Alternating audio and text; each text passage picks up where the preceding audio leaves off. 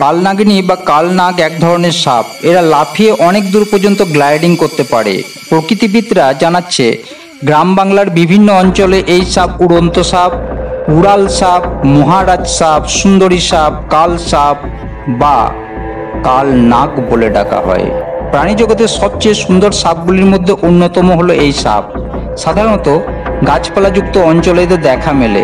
দৈর্ঘ্য 100 থেকে 150 সেন্টিমিটার পর্যন্ত হয়। মাথা লম্বা ও চ্যাপ্টা এবং মুখের সামনের দিকটা চৌকো আকৃতির। এদের দেহের রং পিঠের দিকে সবুজ, আবার হালকা সবুজ রঙের এবং কালচে ডোরাযুক্ত হয়। ঘাড় থেকে লেজ পর্যন্ত মেরুদণ্ড বরাবর কমলা রং বা লাল রং দেখা যায়। এই সাপ আমাদের বিভিন্ন রূপকথাতে স্থান নিয়েছে। যেমন বেহুলা লক্ষিন্দরের বাসর ঘরে এই সাপ প্রবেশ করে লক্ষিন্দরকে দংশন করে। এর নাম হলো কালনাগিনী।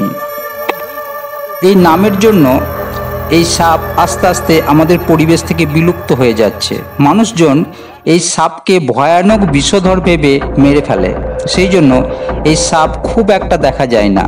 এই সাপ সম্পর্কে বাস্তব কিছু কথা এই ভিডিওটাতে বলবো। যদি ভালো লাগে একটা সাবস্ক্রাইব করবেন। কালনাগিনী একটা গেছো সাপ, মানে এই সাপ গাছে থাকতে বেশি পছন্দ করে। যেমন লাউডগা সাপ গাছেই সারা জীবন অতিবাহিত করে।